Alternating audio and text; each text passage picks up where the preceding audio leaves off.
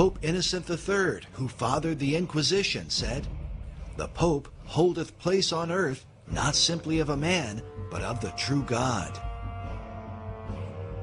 Meanwhile, Pope Nicholas said of himself, "I am in all and above all, so that God himself and I, the Vicar of God, hath both one consistory, and I am able to do almost all that God can do. I then, being above all, seem by this reason to be above all gods." Nicholas even claimed that the popes had the power to change the gospel itself, saying, "Wherefore, no marvel, if it be in my power to dispense with all things, yea, with the precepts of Christ." But in the Bible, Jesus says, "Behold, I have set before thee an open door, and no man can shut it, and no man openeth." The Apostle Paul warned that, "If any man or an angel from heaven preach any other gospel unto you, let him be accursed." Yet despite these biblical warnings, the popes repeatedly claimed they were equal to and above God, and were even called by Catholics our Lord God, the Pope. The Lateran Council, while addressing Pope Julius II, said to him, "Take care that we lose not that salvation, that life and breath which thou hast given us. For thou art shepherd, thou art physician, thou art governor, thou art husbandman, thou finally art another God on earth." In the 19th century, Cardinal Giuseppe Sarto, who would later become Pope Pius X, declared, "The Pope is not simply the representative of Jesus Christ. On the contrary, he is Jesus Christ himself, under the veil of the flesh. Does the Pope speak? It is Jesus Christ who is speaking. Hence, when anyone speaks of the Pope, it is not necessary to examine, but to obey." Jesus said of himself, "I am the way, the truth, and the life. No man cometh unto the Father but by me." Yet Pope Pius IX blasphemously declared, "I alone am the successor of the apostles, the vicar of Jesus Christ. I am the way, the truth, and the life." The popes have not only made claims to be God, but have insisted that salvation itself depends directly upon obedience to them.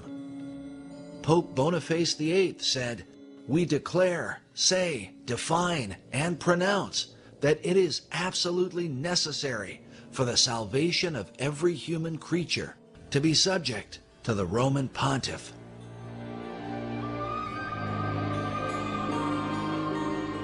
Pope Clement VI said, "No man, outside obedience to the Pope of Rome, can ultimately be saved. All who have raised themselves against the faith of the Roman Church and died in final impenitence have been damned and gone down to hell." Even in modern times, Pope John XXIII in 1958 declared, "Into this fold of Jesus Christ no man may enter unless he be led by the sovereign pontiff, and only if they be united to him can men be saved." In 1984, Pope John Paul II was quoted as saying, "Don't go to God for forgiveness of sins, come to me." The quote was based on a Los Angeles Times article which reported, rebutting a belief widely shared by Protestants and a growing number of Roman Catholics, Pope John Paul II dismissed the widespread idea that one can obtain forgiveness directly from God. Furthermore, according to traditional Catholicism, obedience to the papacy is said to be required, no matter how dreadful the Pope might be. Catherine of Siena, one of the patron saints of Italy, whose mummified head is still preserved in Rome today, said, "Even if the Pope were Satan incarnate, we ought not to raise up our heads against him, but calmly lie down to rest in his bosom. He who rebels against our Father is condemned to death. For that which we do to him, we do to Christ. We honor Christ if we honor the Pope. Such demands for blind obedience were confirmed by the popes themselves, but confronted by the reformers. By men like Martin Luther, who said, "The Pope, possessed by demons, defends his tyranny with the canon Si Papa, or Yes Father." This canon states clearly, if the Pope should lead the whole world into the control of hell, he is nevertheless not to be contradicted. It's a terrible thing that on account of the authority of this man, we must lose our souls, which Christ redeemed with his precious blood. Because of this evidence, Luther declared, "I believe the Pope is the masked and incarnate devil, because he is the Antichrist."